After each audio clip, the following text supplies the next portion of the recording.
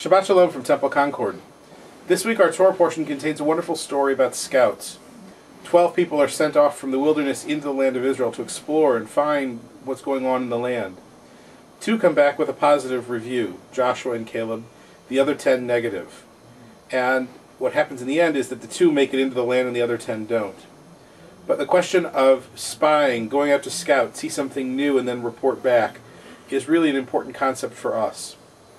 We want to try new things all the time. If we don't, we're stuck in that same wilderness. That's the initial lesson. That if you want to stay where you are, recognize you're going to be in a wilderness. If you're willing to change, then you have the possibility of hitting the promised land. Second, once you're there, the question is, what are you looking for when you're scouting?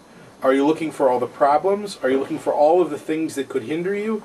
Or are you looking for all of the advantages? This is a difference of perspective. And I think the Jewish view is, look for the good. Look for what's possible. Look for what's hopeful.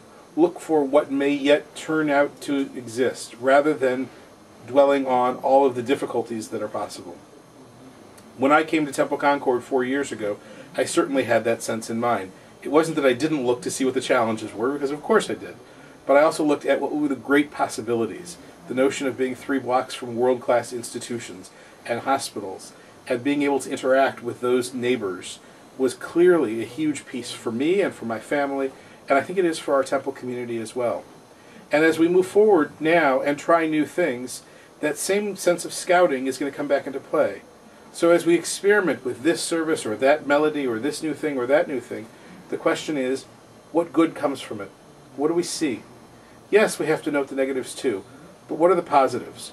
What are the advantages that we can find? And how do we accentuate those positives?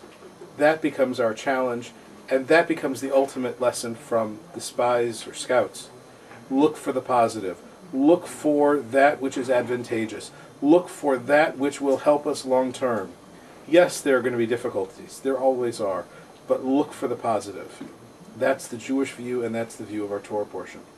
This Shabbat, we have an active weekend going on at the temple. Friday evening we will have our annual meeting and we'll elect our new officers, and immediately afterwards at services we will install them. So it promises to be a wonderful evening for our temple. Before all of that, there's a wonderful deli dinner, so I hope you'll join us. Saturday morning we have Torah study at 10 as usual, and at 11 we'll celebrate the bar mitzvah of Aaron Talarico. And in the coming week, Saturday evening rather, we have all sorts of activities going on the rest of the week, and all sorts of wonderful things going on at the temple. Our last in our film series will be coming in a couple of weeks. The movie looks like may be changed because finding a copy of Golda's Balcony is turning out to be a bit of a challenge. For now, though, we'll look at the positives of what it is to try and find that movie and that idea, rather than dwelling on the difficulties of having to procure the particular movie. And I hope you'll do the same thing in your life.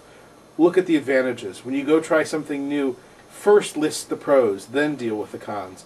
And then look at the pro list again and say, how can I enhance this? What can I do to make this a reality?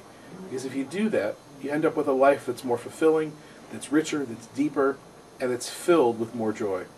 For now, Shabbat Shalom. Look forward to seeing you at the temple.